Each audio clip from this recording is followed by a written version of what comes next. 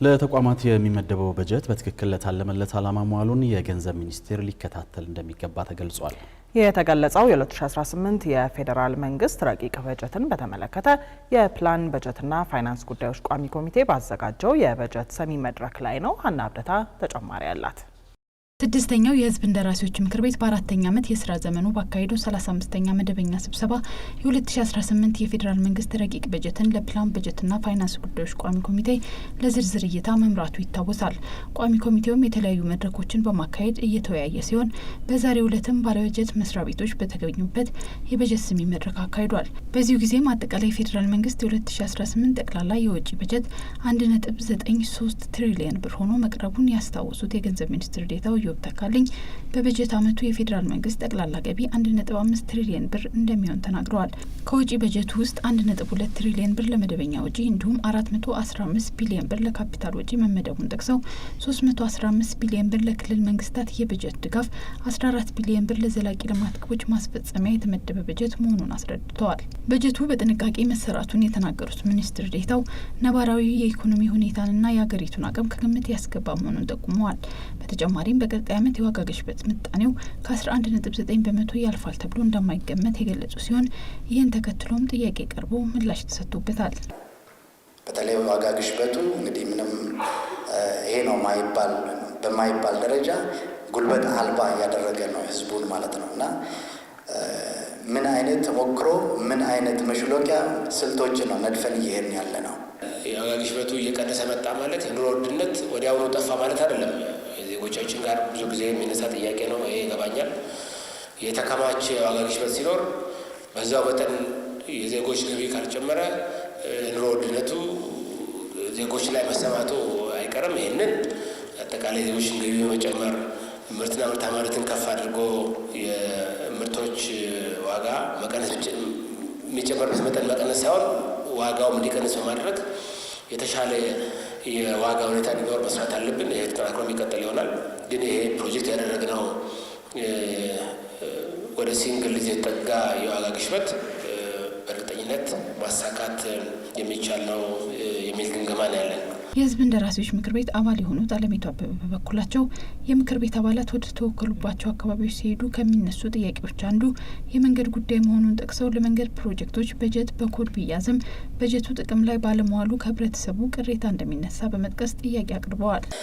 በተለይ ለፕሮጀክቶች ማስፈጸሚያ ተብሎ የሚበጀቱ በጀቶችን ለተቋሙ ብቻ ነው እሱ ተሰጥቶ የሚታወስ ክትትል ይደረጋል። መያዝ ብቻ ነው ወይ? ምንድን ነው ትርጉሙ መያዙ? ይህንን የማነሳው ብዙ ጊዜ በጀቶች ይበጀቱና ምንም ስራ ሳይሰራ ጠብ ያለ ነገር ሳይታይ አመቱ ያልቃል። አንዱ የቸገረን ያለው ነገር ያው ለተቋሙ የሚመደበው ከፍተኛ በጀት የሚመደብለት አንዱ ተቋም የመንገዶች ኢራ ነው፣ መንገዶች አስተዳደር ነው። እንደዛ ሆኖ ግን እነዚህን ሁሉ ፕሮጀክቶች አሁን የሚመደብለት 100 ቢሊዮን ብር አካባቢ በጀት ለመጨረስ ብዙ አመታት ሊፈጅበት ነው። ስለዚህ ትንሽ ፕራዮሪታይዝ ለተቋሚ ሳይሰጠው አሳይመንት እየጨረሱ ማስገባት ያስፈልጋል የሚል አቅጣጫ እየሰጠናቸው ነው። እያዩ ነው፣ እየፈተሹት ነው።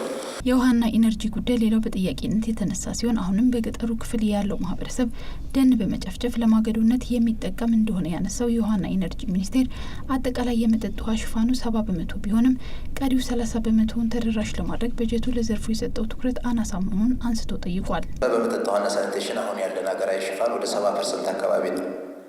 ነገር ግን ካለን ህዝብ አንጻር ኦልሞስት 30% አሁንም ውሃ ያልደረሰበት ነው እና የአመቱ ሲዘልቅ ይሄ ቋሚ ኮሚቴን በደንብ ለዚህ ዘርፍ ምን ያህል ተመድቧል የሚለውን ነገር ማየት ያስፈልጋል። የእምቦጭ አረም በርካታ ሀይቆቻችንን እየወረረ ነው ያለው። ነገር ግን ለዚህ ማስወገጃ የሚሆን በጀት ግን ስቲል እንደ ሀገርም እየታሰበበት አይደለም። በዚህ ጥያቄ ላይ ሚኒስትር ዴኤታው ኢዮብ ተካልኝ ምላሽ ሰጥተውበታል። የውሃ ፕሮጀክት ከተለያየ ምንጭም ሀብት ይመደብለታል። ዋሽ የሚባል ፕሮጀክት አለ። ልማት አጋሮች የሚደግፉት ከበጀት የሚመደብ አለ። ከእምቦጭ ጋር ከውሃ ዳርቻ ከጎርፍ ጋር የተገናኙ ጉዳዮች የተቋሙ ዋና ማንዴት ስለሆኑ ለዚህ የሚያስፈልገው ሪሶርስ ተመድቧል።